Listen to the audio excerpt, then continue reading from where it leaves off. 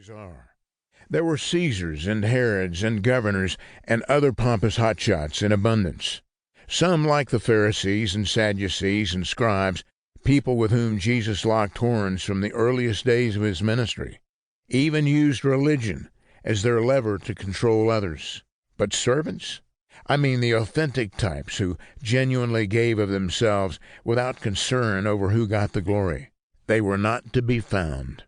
But before we cluck our tongues and wag our heads at those down the time tunnel, criticizing the Roman world for its conceit and arrogance, the fact is we've got some homework to catch up on. It was the startling realization of this a few years ago that forced me to stop in my tracks and do some serious thinking about servanthood. It's not that I'd never heard the word or tossed it around from time to time, but I honestly had not made a conscious effort to examine the concept of serving, either in Scripture or in its everyday outworking. I certainly had not been much of a model of it, I openly admit to my own embarrassment. Frankly, it is still a struggle. Serving and giving don't come naturally. Living an unselfish life is an art. The result of my in-depth study of these principles has been more beneficial than words can describe.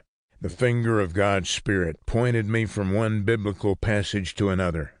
He then provided me perception and interpretation beyond my own ability, and ultimately assisted me in appropriating and applying the principles that emerged from the pages of his book.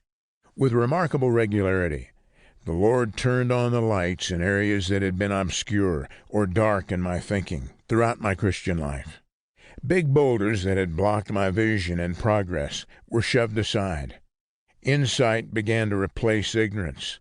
Becoming a servant began to be something beautiful, yes, essential, rather than something fearful and weird. I not only desired it for myself, a process that is still going on, but I wanted to share with others what God was revealing to me. I did just that.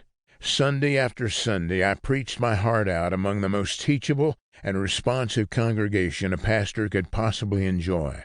The study grew out of a series of sermons I preached at First Evangelical Free Church in Fullerton, California, where I served almost 23 years as senior pastor.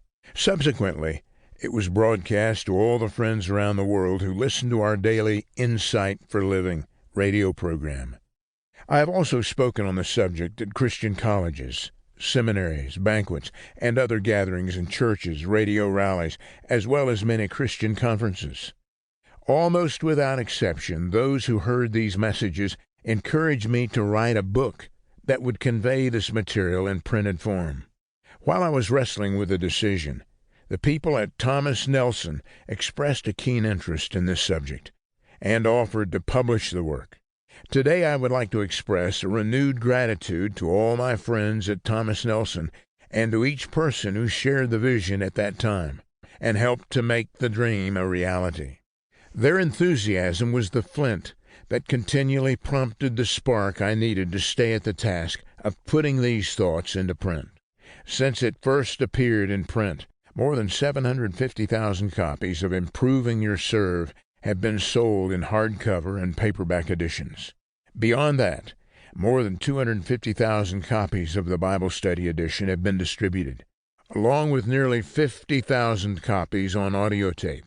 It's astonishing to realize that this book is being used not just in the United States, Canada, and Great Britain, but also in Germany, Portugal, Brazil, Sweden, and Finland, as well as China, Taiwan, and Japan.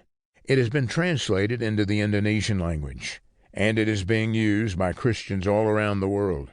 To think that this one book has touched so many lives all around the world, and that it all began so simply with that one eye-opening verse from the Gospel of Mark, reminds me of the awesome goodness and grace of our great God.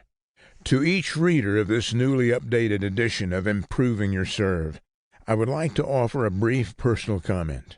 This is not a book for giving people the warm fuzzies. It's meant to be applied. You don't have to be brilliant or gifted to pull off these truths in your life, but you do have to be willing. Before the ink on these pages can be permanently transferred to a change, first in your thinking and then in your living, there must be a willing spirit that says,